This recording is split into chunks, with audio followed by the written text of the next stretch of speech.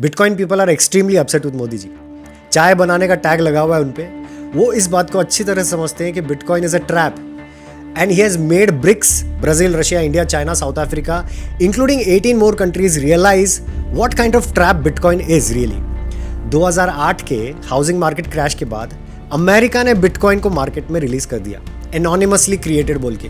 वो रिलीज होने के बाद आप और हम जैसे लोग उसमें ट्रांजैक्शन करने लगे, देखने लगे हैश क्रिएट हो रहा है, वो रेप्लिकेट नहीं हो सकता है, ट्रांजैक्शन में कोई गड़बड़ी नहीं हो सकती है, लिमिटेड सप्लाई है, बहुत सारे एडवांटेजेस हमको दिखने लगे, transaction with in a second होता है।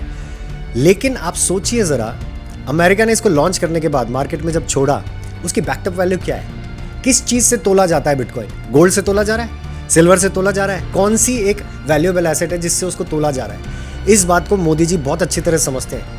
बिटकॉइन को सिर्फ यूएसडी से तोला जा रहा है। यूएसडी क्या है? यूएसडी की क्या वैल्यू होनी चाहिए? किसी भी कंट्री की जीडीपी जो है, total circulating money exactly equal होना चाहिए। जीडीपी अगर 100 रुपये का है तो सर्कुलेटिंग सप्लाई, जिसमें प्रिंटेड करेंसी, बैंक में जमा digital currency, large institutional money, वो सब मिला के 100 ही रुपया होना चाहिए अगर 100 रुपये का जीडीपी है। प्रिंटेड करेंसी है $2.3 ट्रिलियन की, 8 to 9% of total GDP, $27 trillion की। अब total circulating supply in the form of bonds, bank में डिजिटल मनी है, लार्ज इंस्टीट्यूशनल मनी है, सब मिला के $60 ट्रिलियन बन रहा है। मतलब 200% ऑफ टोटल जीडीपी। आपको पता है अगर 10% भी ऊपर जाता है ना, तो करेंसी, पूरी इकोनॉमी कोलैप्स के डायरेक्शन में चली जाती है। अगर इसने 200% छाप के रखा है तो इसको कहीं ना कहीं तो फ्लश करना है वो यूएसडी, और वो यूएसडी फ्लश करने के लिए bitcoin is the only medium he has. 2026 या 27 मैक्सिमम, मिड 27 तक आपको ये दिखेगा कि USD is about to crash. धीरे धीरे BRICS, Brazil, Russia, India, China, South Africa plus 18 countries have realized this fact.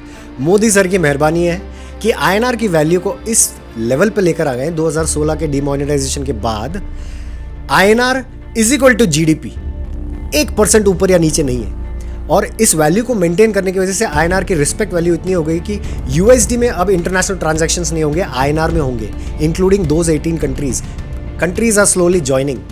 सो कितनी बड़ी बात है। इस बात को मोदी जी बहुत अच्छी तरह समझते हैं कि बिटकॉइन का क्या रोल है, बिटकॉइन को किस तरह से यूज किया जा रहा है against the world economy. That's why I want to request every friend of mine जो भी बिटकॉइन में इन्वेस्टेड है, वो इस बात को समझ ले कि वो अमेरिका की देन है। America is going to flush in all the USDs, extra printed USDs into bitcoin, increasing its value. आपको लगेगा कि बिटकॉइन की वैल्यू बढ़ रही है, लेकिन यूएसडी जब गिरेगा तब बिटकॉइन की वैल्यू अपने आप गिरेगी as compare to other national currencies. So आप प्लीज होशियार रहिएगा। Thank you so much for watching this video again. I'll be back with such other information next time. Stay fit, stay healthy, because if you're healthy, country's healthy.